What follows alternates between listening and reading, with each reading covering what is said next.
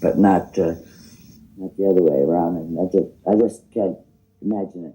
What if the person who destroyed your life was also the one who made it worth living? That was the twisted reality of Lucille Ball and Desi Arnaz.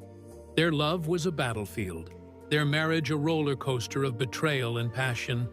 But together, they built an empire that changed television forever. They couldn't stay married, yet they couldn't let go. This was the messy, brilliant, and heartbreaking truth of Hollywood's most explosive couple. Let's uncover their whole story. Lucille Ball was born on August 6, 1911, at 69 Stewart Avenue in Jamestown, New York. Her early years were filled with hardship and sadness. When she was just 3 years old, her father, Henry "Had" Ball, died from typhoid fever. He was only 27 years old. This tragic event became one of Lucy's first memories. And I pulled them down a little, and the director had me pull them up a little, and we compromised. I was a little afraid that people would think I was... She remembered hanging out of a window, begging to play with kids next door who had measles. She also recalled the doctor arriving, her mother crying, and a bird flying into the room. At the time of her father's death, her mother was pregnant with Lucy's brother, Fred. At the age of 14, Lucy faced more challenges. She started dating a 21-year-old named Johnny DeVita, who was seen as trouble. Her mother, wanting to break up the relationship, used Lucy's interest in acting to send her to the John Murray Anderson School for the Dramatic Arts in New York City. Lucy studied alongside future stars like Bette Davis, but her time at the school was not successful. Her teachers didn't see her potential and told her she wouldn't make it in entertainment. Lucy later said that all she learned in drama school was how to be scared. Desi Arnaz, born on March 2, 1917, in Santiago de Cuba, had a very different start in life. His family was wealthy and influential.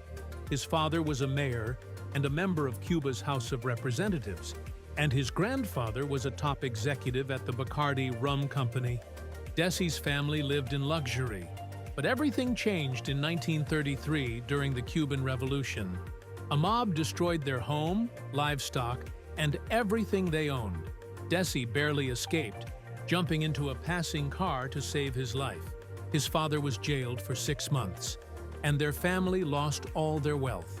They fled to Miami, where life was completely different. Desi and his father lived in a dirty warehouse filled with rats and cockroaches. In Miami, Desi worked hard to survive. He attended St. Patrick Catholic School and struggled to learn English. One of his classmates was Albert "Sonny" Capone, the son of gangster Al Capone. To make money, Desi took odd jobs like cleaning bird cages for 25 cents and working at Woolworths. His life began to change when he joined a local rumba band called the Siboney Septet, performing at a hotel. In 1937, he had a big moment when he performed at a nightclub. The band couldn't play Latin rhythms, so Desi improvised by teaching them a simple beat. 1, 2, 3, kick. This became his famous conga style, which would later define his music. Lucille Ball and Desi Arnaz eventually found their way to Hollywood, but their paths were very different. Lucy began her career in the late 1920s after struggling in drama school. She reinvented herself as a model, calling herself Diane Belmont. Her big break came in 1933 when she was cast as one of the Goldwyn girls in the movie Roman Scandals. Over the next 2 decades, she appeared in more than 70 films for major studios like Columbia, RKO, and MGM. However, most of these roles were in B-movies, and she didn't become a major star during this time. Desi's journey to Hollywood came through music. After becoming famous for the conga in Miami, he caught the attention of Xavier Cugat, a well-known composer. In 1939, Desi starred in the Broadway musical Too Many Girls. When the show was adapted into a movie in 1940, Desi moved to Hollywood to reprise his role. It was during this project that he met Lucille Ball, but they met in a way that felt like it belonged in a movie. It was June 22nd, 1940, the first day of filming Too Many Girls at RKO Pictures. Lucille was 28, already a well-known actress, and Desi was 23, making his film debut. Their first conversation started with a question about dancing. Desi asked Lucille if she knew how to rumba. He showed her his moves and then smoothly said, "I can teach you quickly, but only if you go out with me tonight." It was a bold line, and it marked the beginning of something unforgettable. At first, their impressions of each other weren't great. Desi even told the director, George Abbott, to fire Lucille, saying she wasn't right for the role. He thought she was too tough and common.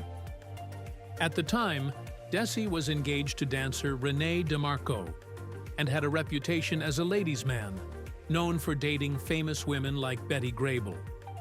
Things changed at a pool party thrown by Eddie Bracken, one of their co-stars. Lucille casually invited Desi to sit beside her in the sand. They ended up leaving together, and that moment ended his engagement to Renee. Their chemistry was undeniable and became the talk of the movie set. Eddie Bracken later said that sparks flew between them so fast, it didn't seem like it could last. The cast even made bets on how long their relationship would survive. Bracken bet 6 months, which turned out to be the longest guess. Against the odds, their relationship lasted much longer, 2 decades. After the movie finished filming, Lucille and Desi kept their romance alive through long-distance phone calls, which were incredibly expensive back then. Lucille estimated they spent around $29,000 on calls, a huge amount of money in 1940. Their relationship was intense and full of passion. In November 1940, while Lucille was in New York for a magazine interview where she jokingly said her relationship with Desi wouldn't work, he surprised her with a marriage proposal.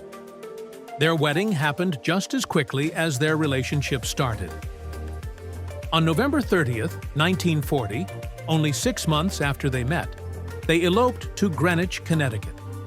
Desi's business manager drove them to the ceremony. It was a spontaneous decision, and Lucille later admitted it was the most daring thing she'd ever done. She also confessed she knew it might not last, but that unpredictability was part of what drew her to Desi. After getting married, Lucille Ball got an offer from I Love Lucy. The idea for I Love Lucy came from Lucille Ball's radio show called My Favorite Husband, where she acted with Richard Denning. In 1950, when it was time to turn the radio show into a TV series, Ball had a surprising condition. She told CBS that she would only do the show if her real-life husband, Desi Arnaz, could play her on-screen husband. At first, the plan was very different.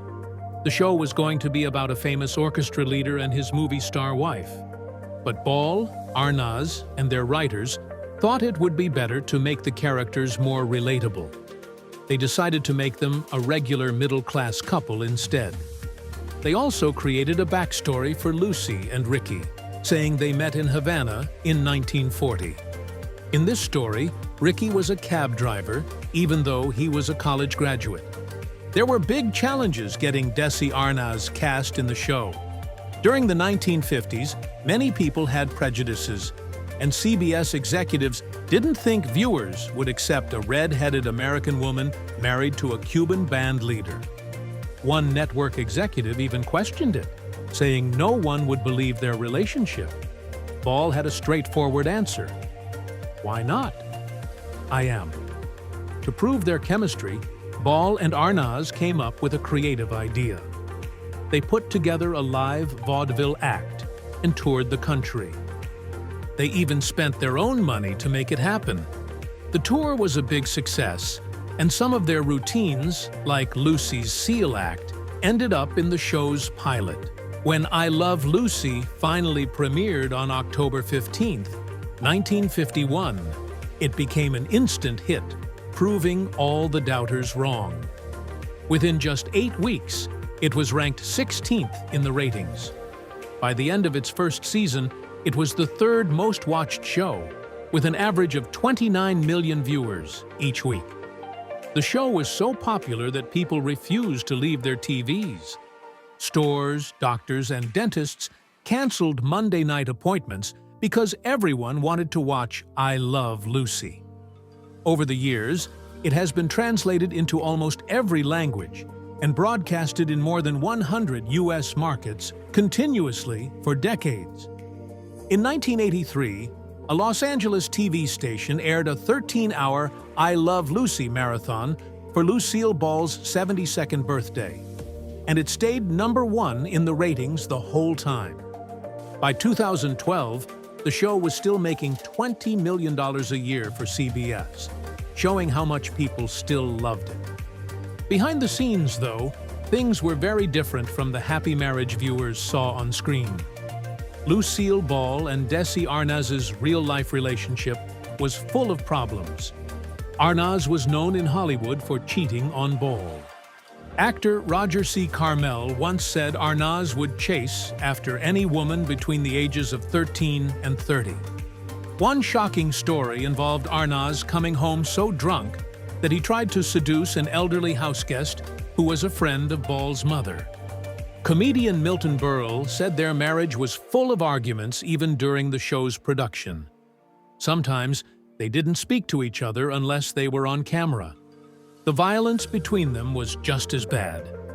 During one argument, Ball hit Arnaz on the head with a hammer, knocking him unconscious. A camera coordinator named Maury Thompson said Ball often laughed about hurting Arnaz. She had even kicked him in the groin several times, leaving him in pain. In 1952, Ball became pregnant, and it caused a huge controversy in television. At that time, TV rules didn't allow the word pregnant to be said on air because it was considered inappropriate. When Ball got pregnant during the second season of I Love Lucy, CBS and their sponsor, Philip Morris, didn't want the pregnancy to be part of the show. Writers had to use words like expecting or with child instead of pregnant.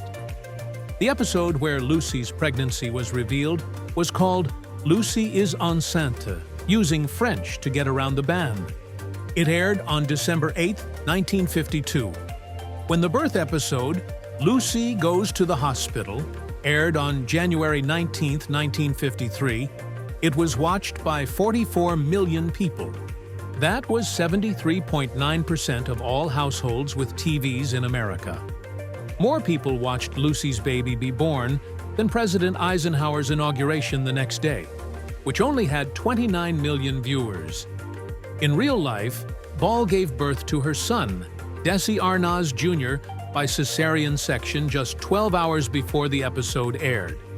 TV Guide even put the baby on its first ever cover and called him Lucy's $50 million baby, showing just how important and groundbreaking that moment was. In 1950, Lucille Ball and Desi Arnaz started Desilu Productions with just $5,000. They created the first independent television production company in America. The name Desilu came from combining their names, Desi and Lou. This company was born because CBS didn't believe audiences would accept a Cuban bandleader married to an American redhead. To prove CBS wrong, Ball and Arnaz performed a vaudeville act and toured the country. It was their way of showing they could succeed. CBS wanted them to film I Love Lucy in New York, but Ball and Arnaz refused to move. Instead, they made a deal. They agreed to take a $1,000 pay cut, dropping their weekly earnings from $5,000 to $4,000 in exchange for owning the show. This decision turned out to be one of the smartest in television history. They introduced the three-camera filming technique, created the idea of reruns, and changed how shows were made. What started as a $5,000 investment became a giant company. By 1957, Desilu had grown from 12 employees to 800. Desilu grew even more in 1958. Using $4.3 million they earned from selling the rights to I Love Lucy, they bought RKO Studios for $6.15 million. This was the same studio where Ball had worked as a young actress. Desi then produced hit shows like The Untouchables, The Dick Van Dyke Show, and The Andy Griffith Show. In 1966, Ball made two bold choices. She approved Star Trek and Mission Impossible, even though they were expensive to make. At first, these shows were a financial strain, but they became massive successes later. Star Trek has made over $10 billion, and Mission Impossible has earned more than $3 billion. But behind the scenes, their marriage was in trouble. Their relationship was full of problems, with fights and serious issues. In 1944, Ball filed for divorce for the first time because Arnaz was unfaithful and drank too much. Their work schedules made things worse. Arnaz worked long hours, and on weekends, he would often leave on his boat, spending time with other women. Their daughter Lucy remembered their home being filled with yelling and anger. It was not a peaceful place. One shocking moment happened during a fight when Ball aimed a gun at Arnaz's head and pulled the trigger. Luckily, it was just a lighter made to look like a gun. Ball also had many miscarriages before they finally had children, which added more stress. Their differences ran deep. Ball worked hard and was conservative, while Arnaz liked to enjoy life and live extravagantly. These differences made their marriage even harder. After 20 years, Ball decided she could not take it anymore.